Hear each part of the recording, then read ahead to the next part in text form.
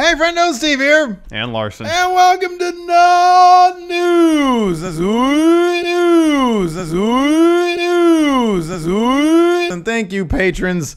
And as thanks, you get your exclusive Patreon show, Non-News. Can I eat my sunflower seeds while you... Yeah, man, eat away. Eat away. I do not care.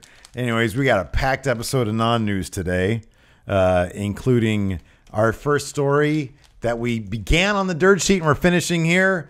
The Immortal, the new Hulk Hogan movie debuting. It's being released. It's already been filmed. No, it's being shopped around Hollywood right now. I can see your notes. And it's coming out in the fall. It can't take that long to shoot and cut this movie. The Immortal, Larson. How much do we have in our Patreon fund in order to get the rights to this so that we can make it? It's not a good investment. Who would we get to star as Hogan? Hilton? Power rankings. Top 5 people to play Hulk Hogan. 5, Armie Hammer. Oh, that's good. Yeah, that's a good one. That's good. Come on now. 4, Charlie Hunnam. Good. Chris Evans. Oh, Chris Evans is 3. That's Chris great. Hemsworth. 2, Chris Hemsworth. 1, Liam Hemsworth. We're going to go with Liam over Thor? Sure. All right, sounds good to me. Anyways, a fictionalized account of Terry Bollea is currently being shopped around, and the Wrestling Observer newsletter breaks down some of the factual inaccuracies here, and they're plentiful. There's one bit about this that's just distracting the shit out of me right now. Right. It's all the rap. Well, I'm pulling away from the mic so people can't hear it, hopefully. I can hear it, hopefully. All right, one more bite. According to this, the script features Vince Sr., and Hulk Hogan all collaborating on the concept of Hulk Hogan. That didn't happen. He was Hulk Hogan in He was Hulk Hogan in AWA. AWA. He was the Incredible Hulk Hogan there, I think. Although Meltzer here doesn't note that. He says, I guess that's better than they just copied superstar Billy Graham, who Hogan had been a fan of. Oh, I'm sorry. Who Hogan had been a copy of since the day he started his career, since Graham was Hogan's favorite wrestler growing up, and the two met in the mid-ups, I don't know what that means, during one of the Graham versus Dusty Rhodes programs in Florida. The Wrestling Observer continues, the story has him discovering steroids while training with Hiro Matsuda and meeting Dr. George Zahorian. He says, actually, Hogan began using steroids a few years before he started wrestling, either figuring out that Graham got to look like he did by using steroids, or Graham advised him to do so. Graham himself told the story different ways. This is disturbing. Apparently, Hogan went from 230. He's 6 feet 5.5. Okay, yeah. He went from 230 to 320 in 1 year. Oh my gosh, that's a shit ton of weight. That's a lot of muscle. He added a third of himself. Yeah. It'll also covering meeting Sly Stallone, which is the story I want to see. Yeah. And him getting into Rocky 3. It says it blamed his drug usage on working through injuries. And it goes through the Arsenio Hall interview where he denied steroid use. So wow, who should play Arsenio Hall? Arsenio Hall. Oh yeah, he was. He was. I hate saying this, but I watched the first half hour of the latest Adam Sandler movie on Netflix. It's so bad. He is so checked out. Oh yeah, dude. He is so checked out. But it's set in the mid '90s. And Arsenio has a cameo at the beginning. Oh. And he still literally just looks like he did like that. Yeah. But I was going to say Titus O'Neil should play Arsenio Hall. Next in non-news. Non-news. Yet another Ring of Honor star headed to WWE. This one, his name is Donovan Dijak. Dijak. I don't know. Dijak? I don't know. I've seen him wrestle once. He's very tall. He's 6'5". I think he's listed at 6'7". Yeah, 6'7". That's what he's listed at. Wrestling Observer 6'5", or somebody is 6'5". Wikipedia says 6'7". And he's very athletic. He does He's still relatively young. He's 30. Yeah, and he does moonsaults and shit like that, being a really, really tall guy. So that's kind of his thing. Yeah. Kind of looks like Drago from the Rocky movie. So again, Rocky. Maybe number 1 to play Hulk Hogan. Oh. Donovan Dijak. Yeah. Hey, what is it? Is it Dijak or Dijak? It is? Okay. But was he ever a main eventer in I don't think Ring of Honor? I don't know. Let's look up Donovan. I looked at his title history, and it's pretty sparse. Okay. But, I mean, he won the Ring of Honor, was it their top prospect tournament in 2015? Yeah, I've seen like bits of their latest top prospect tournament, and there are like a lot of scrubs. So that's not really that. I mean, that's good, but it's probably him and a bunch of other scrubs. Some of the guys that are on that are hilarious. It's like, man, you wouldn't cut muster in Supreme Pro Wrestling, dude. Anyways, also in non-news, the reason why it's non-news because WWE is just eating up all these Ring of Honor guys now. You're Ring of Honor. Your contract's up. Come on over. Come on, wait 90 days. You come on over. But apparently, like they wanted to snap all these guys up back in February, and then they just had to wait until Ring of Honor wasn't going to get pissy with the WWE anymore. You know? Yeah. Stop messing with our talent. Let's see here. Oh, this is the best non-news. Jeff Jarrett. It's our Jeff Jarrett segment, our weekly Jeff Jarrett segment. First, CM Punk going to Global Force Wrestling. That's right. Jeff Jarrett recently participated in a media conference call, and he was asked if the company reached out to CM Punk about possible return to the ring. And he said, nope. CM Punk, to my knowledge, no conversations I've certainly had.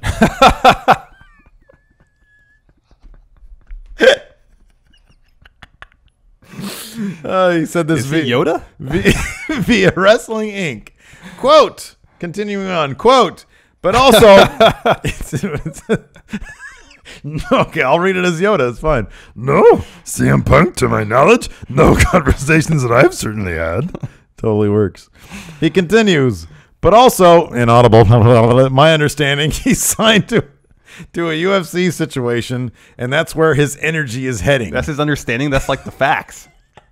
He says, unbelievable talent. And I've said it when it first came out. Hats off to the guy to step into that octagon. Win, lose, or draw, he's a winner in my book for chasing his dreams. He is not a slap nuts to Jeff Jarrett. It's not. Of course. Read that first sentence again. Okay.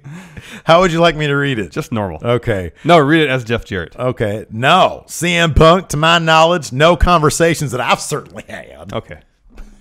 When you read it initially, it was just like the syntax. And I know. And the pacing was CM Punk, to my knowledge, no conversations that I've certainly had. It was very much Yoda. Yeah. Continuing on CM Punk's side of the story of this developing Global Force Wrestling CM Punk merger, when asked by ESPN if he misses wrestling, he responded by saying, not at all. Punk also said that I find it insulting. I find it insulting that you asked me that. Punk also said that WWE has sent lawyers after him because they're mad that he, quote, called them on their BS. What does BS mean? That's cow excrement. Bullshit. Yeah, that's right. So apparently that lawsuit's still going on. So any talk of CM Punk ever returning to WWE, it's going to start like that window will start long after that lawsuit is done with. The WWE has no interest in bringing back a guy that there's a lot. Anyways, CM Punk added that he hasn't talked to Dana White in several months. He didn't say that he's talked to Jeff Jarrett, but I'm assuming he's never talked to Jeff Jarrett. Well, at least not since at least 2003, right, when he was in TNA. Oh, that's right, he was there. He says he does want to fight again. Evidently, that's what he's calling what happened in the UFC. and he should know what's next for him in the next 1 to 2 months. I guess Dana White needs several months to think about it. Yeah, exactly. Last bit of non-news. Again, Global Force Wrestling. This little tidbit. What's your source for this story? I think Wrestling Observer. I think it was in the Wrestling Observer.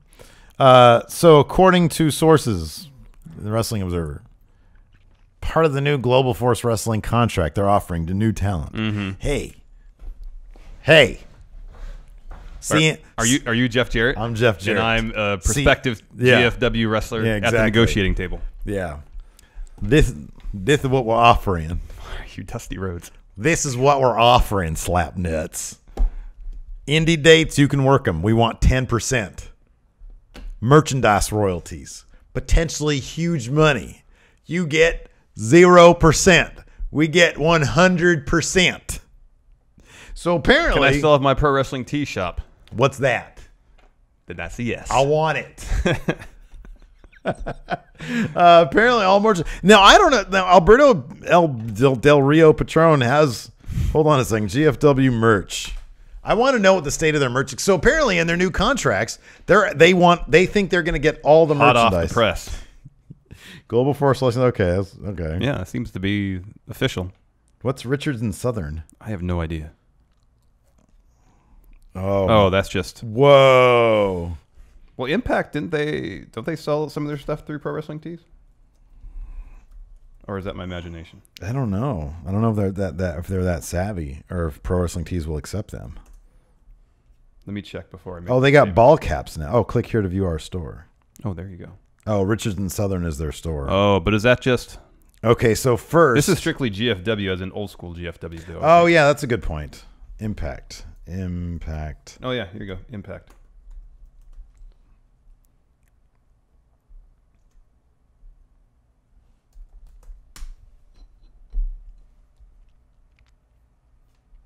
Official Impact. So they have shoptna.com. Oh. Yeah, their inventory on Pro Wrestling Tees is pretty. Oh, shop now. Official isn't Jeff Hardy. They have a terribly thing that terribly says large. official Jeff Hardy merch. That's weird. He's So not they with have- them anymore.